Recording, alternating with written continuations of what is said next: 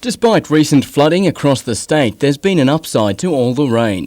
It's created ideal conditions in the Hunter for necessary hazard reduction burn-offs, like this one near Heatherbrae, which today attracted more than the interest of just the Rural Fire Service. We've got 6 tankers here at the moment. We've got 4 from the Rural Fire Service and 2 from the Hunter Water Corporation. We've got about 30 personnel from those 2 agencies. What makes this burn so unique is that part of it will appear in a 45-minute documentary-style movie, due to screen late next year in IMAX cinemas across the world. It talks about the strategies that life has developed in order to ensure its survival in one of the harshest environments on Earth. According to the film's director, David Flatman, fire has played a large role in the shaping of Australia. So to capture that, teaming up with the rural fire crew on one of their day-to-day routines provided an excellent opportunity to see one of nature's most devastating forces. And to shoot the $6.5 million film about natural forces, the crew require an amazing amount of high-tech equipment like this $1 million camera, of which there are only 3 in the world. But hiring it is considered a worthwhile expense, as the production has stirred great interest worldwide. The main part of our story, though, about this continent is centred around the last 50 million years, because Australia broke away from all of the other land masses and developed on its own.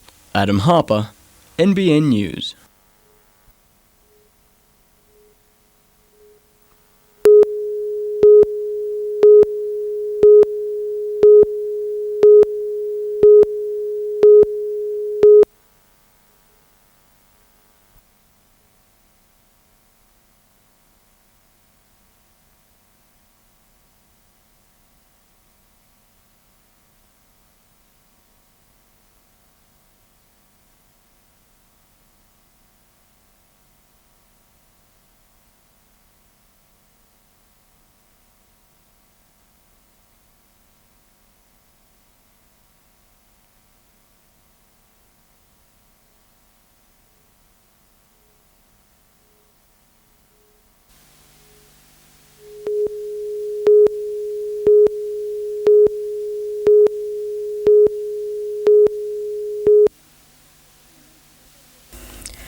The release of the federal government's statement of welfare reform has been met with cautious optimism by Samaritan's boss, Seth Shevels. I certainly like some parts of it, the parts which promise better employment assistance, more training for unemployed people, better ways to help older workers and people with disabilities. While he acknowledged the need for the welfare system to be modernised, Mr Shevels says the emphasis has now shifted away from policies of getting people into full-time employment, instead focusing on unemployed people themselves. We've moved away from talking about the need for full employment, and we're talking more about what unemployed people should do with their time. His main concern with the package is that the emphasis on mutual obligation places too many demands on often vulnerable welfare recipients, such as the disabled. There's been a significant change in the Hunter Valley this year.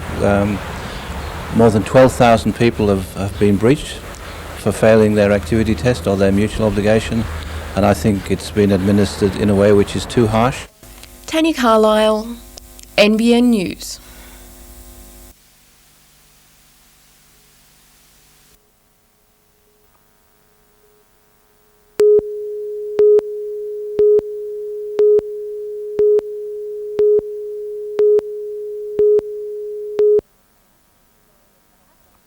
Perhaps it's a sign of frustrations running high, but trying to coax Max the Wombat out for a health check is fraught with danger, as Paul the Ranger found out today. Already bitten once before, his pace an indication of how painful it was. But of greater concern is 4-year-old Max and his female companion 99, and their failure to breed despite a 4-year courtship. It's one of those natural things we can't sort of say for sure why they're not doing so. I mean, they're a young pair of wombats. They should be they are fairly compatible. They don't sort of bash each other up too much. Rangers believe the wombat's enclosure is not conducive to romance. Built 26 years ago, it's too small and partly concreted, not even close to natural conditions. For the past 3 years, the reserve has tried unsuccessfully to convince council to pay for a $40,000 enclosure. With a myriad of tunnels and a grassed area, it would be the Hilton of the wombat world. It'll also have viewing tunnels which will allow the visiting public to be able to view those wombats, whether they're sound asleep in their tunnels, without them really knowing they're being viewed. The little money that is donated is often stolen. The reserve is desperate for a corporate sponsor and needs $20,000 before it's too late. The wombats may have to be sent away unless a suitable environment is found. And as you can see, this is one wombat you don't want to mess with. Vanessa Trezise, NBN News.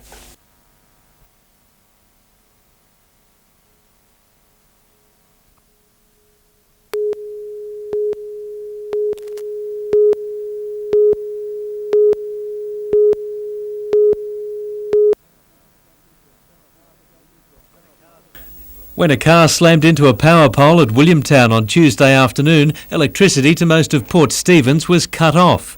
Energy Australia boss Paul Broad says the plan to bolster the region's supply will make blackouts less likely. We're going to spend over $40 million in the Port Stephens area. We want to make sure that Port Stephens doesn't have the problems like the other day. And you can only solve that by having supply very reliable from alternative sources, even putting some of it underground. $50 million is to be spent in the Newcastle region, including the upgrading of the Waratah substation to supply new homes in the city's west. Also, the needs of new industrial areas like Mayfield's Steel River project and further development surrounding the port. $33 million will be spent in the Lake Macquarie area. $16 million will improve supply to Cessnock. The growth in demand for power in the Cessnock area has been phenomenal. The vineyards are growing like never before. We think they're a wonderful business, wonderful export businesses for the country. We've got to maintain our side of the story by keeping the power up to them. And improved power supplies to the Singleton area will allow future mining expansion. Those mines indeed are still expanding and will still play an important part of the infrastructure of the Upper Hunter, and it's good to see that that has been considered in this plan. The average Hunter household spends around $600 a year on its power bill. Despite Energy Australia posting a healthy $368 million profit last year, the company says there's no plans for any price cuts, but nor are there any foreseeable price increases. Paul Lobb, NBN News.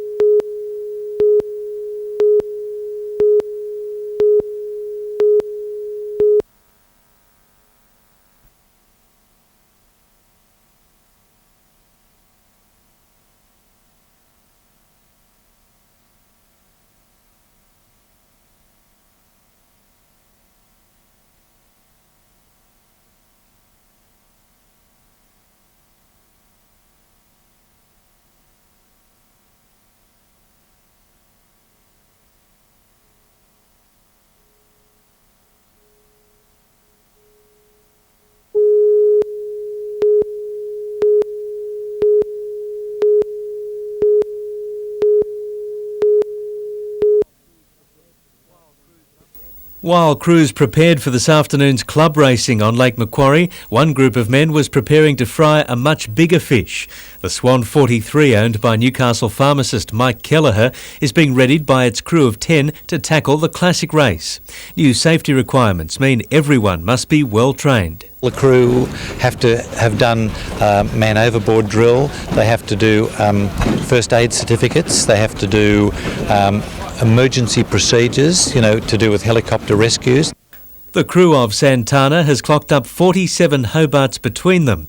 Glenn Picasso survived the Killer 98 event and hasn't been ocean racing since. I'm sure I'll get some sort of a feeling, but I'm looking forward to it. It's going to be good to get back in the saddle, like you say.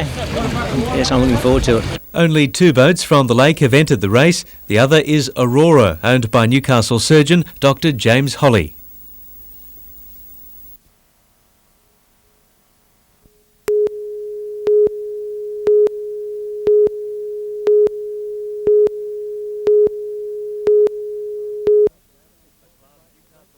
A class Newcastle outfit took the fight straight to South Melbourne last night, creating plenty of chances in front of the 6,000-strong home crowd.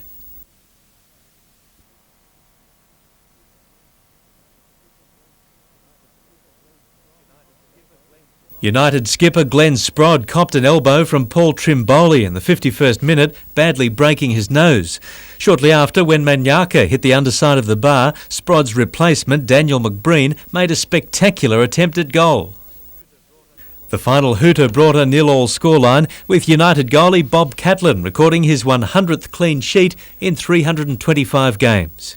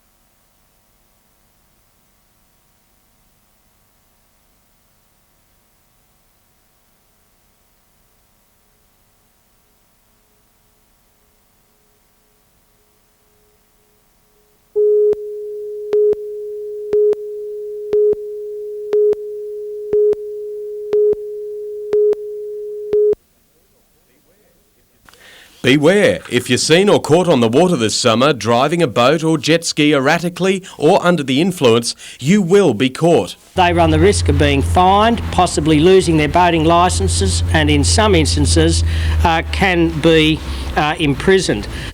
The government's identified summer as the peak period for accidents as the season carries its own risks with more people on the water. It is a fact that sun and movement can create a greater effect on a person who has been drinking, can slow them down, can slow down their reflexes, and this can be very damaging.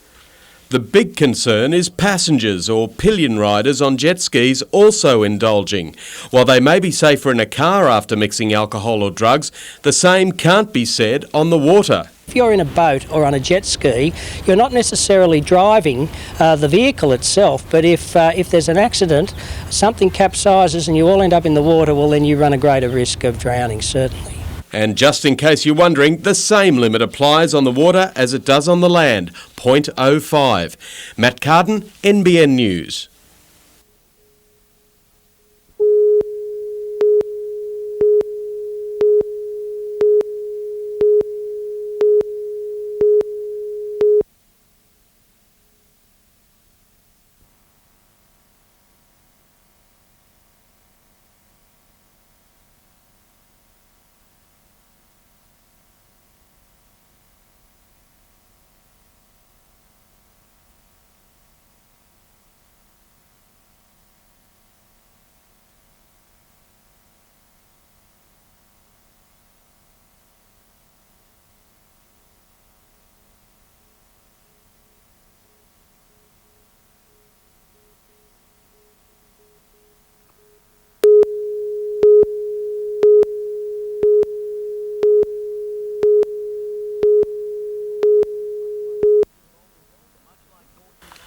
Much like Paul Trimboli's elbow, you couldn't miss Glenn Sprott's injury against South Melbourne. The captain breaking his nose. He'll be just one of many players to be checked out at tonight's training, while Andy Roberts was today cleared of a broken jaw. The seasoned defender actually played almost the entire match with a dislocated jaw after this knock in the opening seconds. After 2 hours in the dentist chair, however, he can see the merit in a weekend off should it come up. If we don't play, probably won't hurt to have a week off anyway, with the likes of, Harper and Massey coming back, and also Sprotty with his broken nose. So, yeah, we'll see how we go. Roberts' display typified the Newcastle team uniting to instil some pride back into their work, with none backing down against the ladder leaders in a rough and tumble affair. This is the type of game that can turn a season. The amount of passion that was involved on Friday night's game, 1 point can be like 3 points sometimes. But they could well have had the lion's share of points, with missed chances again coming home to haunt United. Several came and went on Friday night in a story that's become familiar this season. It does add to the pressure if you don't take your chances. You only get so many chances in a game, and you've got to take them. Jim Callanan, NBN News.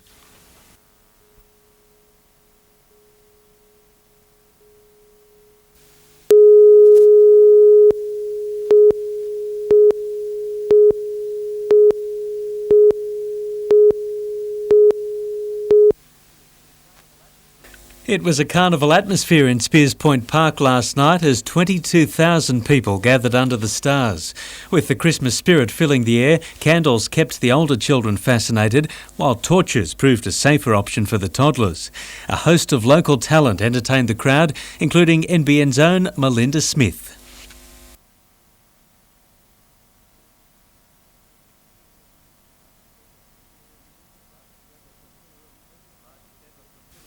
The largest ever flotilla of pleasure craft manoeuvred in for the evening, adding to the magic of the night.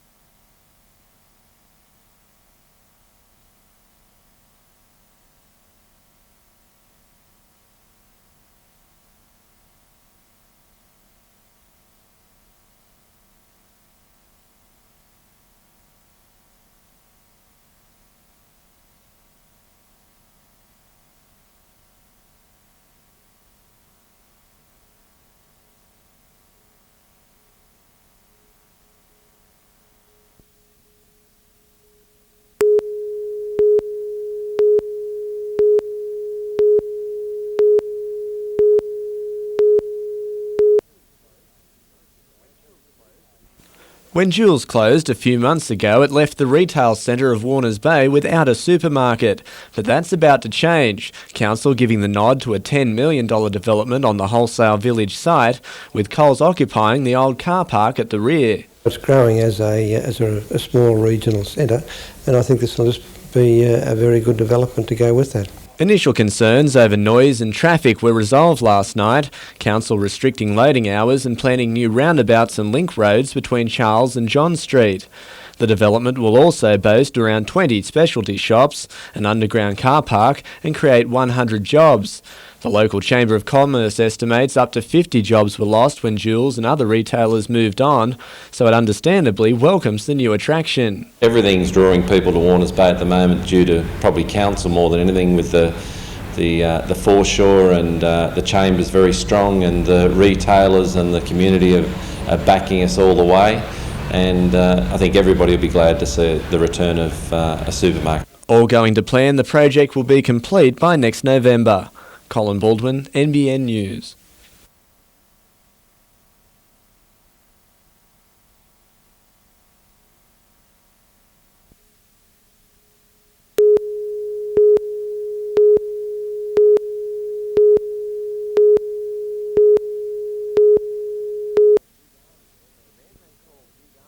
The man they call Big Arnie almost meets his match in his latest film, The Sixth Day, but it's not Stallone, Van Damme or even Seagal, but the more delicate form of Aussie actress, Sarah Winter.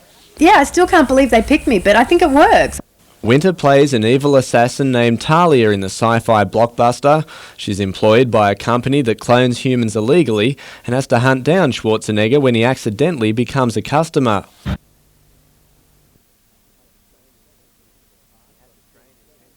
She had to train intensely for the part, got killed several times on screen, but loved every second of it. There's something really fun about playing bad, you know, playing someone so evil she's very black, there's no grey area with her.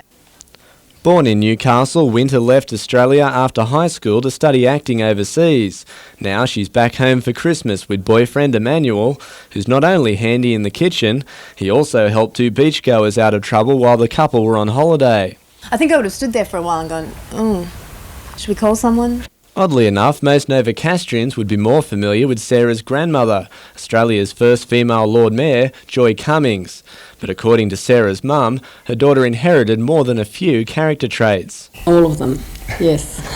I dabbled a little bit in theatre, but no, she's got the confidence and the assertiveness and the sheer grit, the determination. That I don't know how much. I'd like to think I inherited things from her. I think she's amazing, though. I think there's a lot to live up to there. The Sixth Day opens on January 18. Colin Baldwin, NBN News.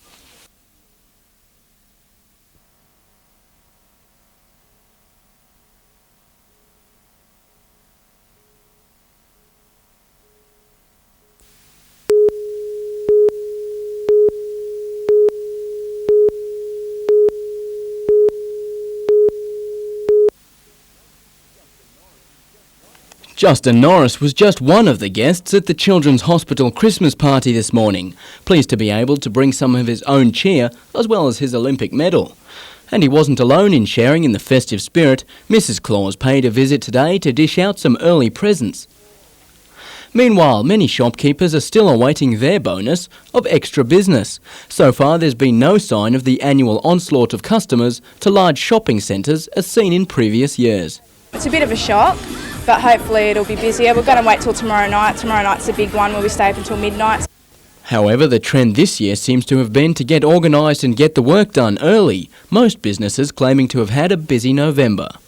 Although charities are also feeling the pressure this year, Mission Australia in Lambton claim to have received fewer donations than expected, struggling to even reach the 700 presents they aim to give out to families on Christmas Day at Civic Park.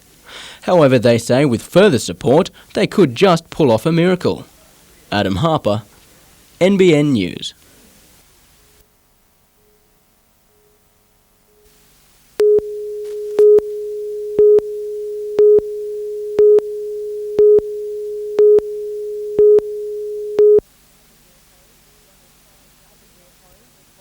This Aberdare home was one of 5 raided by police at 10 to 7 this morning. Believe that this was a major heroin distribution network in the Cessnock area.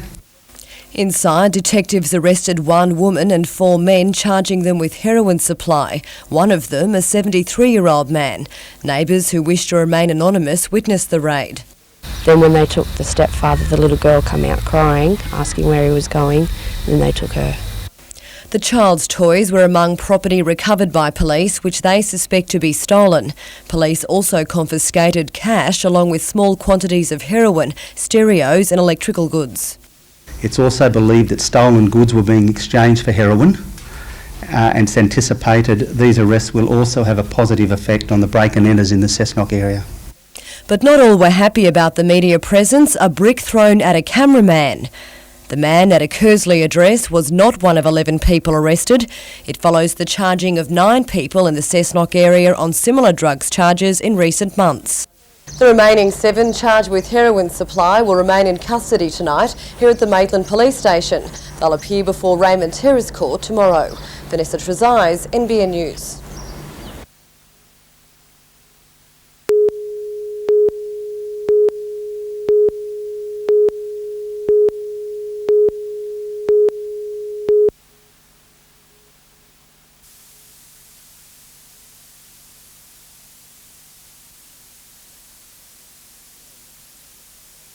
More or less, I think this just highlights the dangers on farms. I mean, these freak accidents can just happen so suddenly. It's happening all the time, and it's something that really needs to be considered when working on a farm.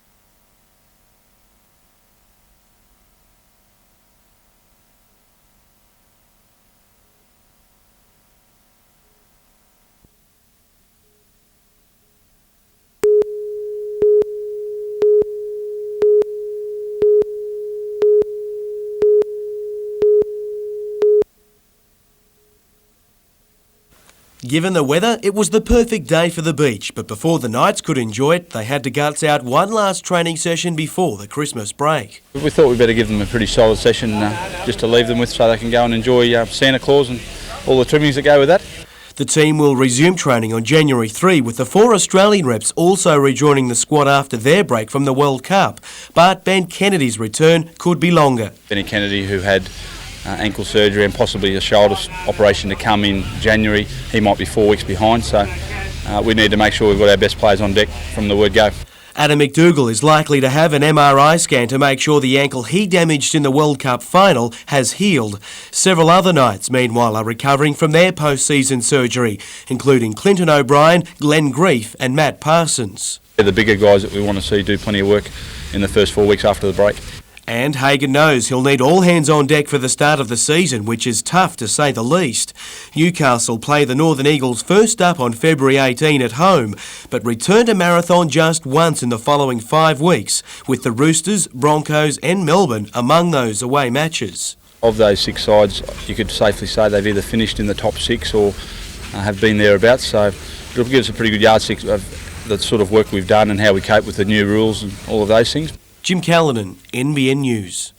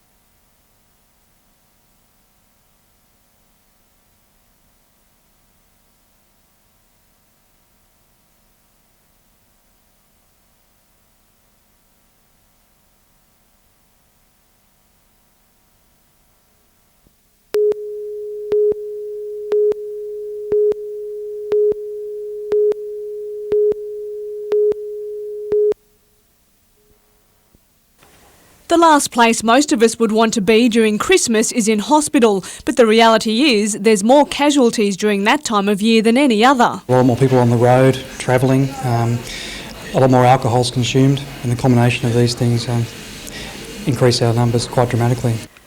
There's also an influx of patients trying out their new presents. A lot of new toys and people trying them out and causing themselves minor injuries, particularly on Boxing Day. On average, the emergency department at John Hunter Hospital treats about 125 patients a day. During the silly season, that can jump to 200. To cater for that increase, there'll be 8 doctors in emergency over Christmas, 2 more than usual, and more nursing and medical staff. Compounding the backlog in the waiting room, GPs wind down their practices too. Staff at the John Hunter Hospital try to send as many patients as they can home on Christmas Day, especially the children. Even if it's just for an hour or two, it means they can still celebrate with their family. And for the staff who drew the short straw and will work on Christmas Day, there's plenty of goodwill about. It's busy, yeah, but it's good. Everybody seems to be happier at Christmas time, with the Christmas spirit and whatnot.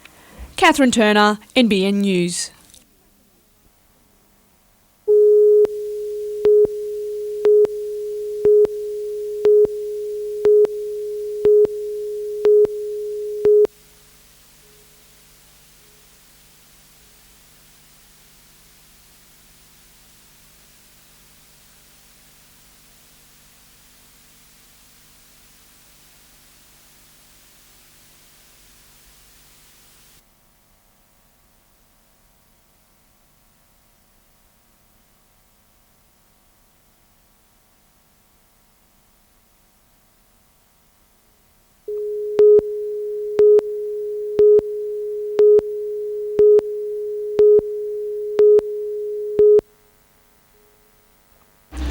The city of Bethlehem in Israel, the birthplace of Jesus Christ, is closed for Christmas this year because of the violence between the Israelis and the Palestinians. This really is paradoxical that the birthplace of Jesus Christ, the Prince of Peace, should be off limits because of war. And yet that paradox is typical of the Christmas message generally. Because even in the gifts which the 3 kings bring to the baby in the manger, the gifts of gold, frankincense and myrrh. Gold for a king, frankincense for a priest, and myrrh for burial. Even in those gifts there's the hint of tragedy and death. Jesus Christ chooses a hard road, often a cruel road, and by comparison our road is relatively easy, although we often blame God for being cruel sometimes. In the baby at Bethlehem, we see the paradox that we face every day of our lives. Christmas calls us to give the mystery of love another chance, to question, to seek, to worship, to share with those in need. Above all, it tells us that if love is to last, we should adore Jesus as Lord of our lives. As we celebrate the 2000th year of the Christ event, may we allow the love of God to mould us into human beings that view life with new eyes, the eyes of compassion and love. May you have a holy, safe and blessed Christmas.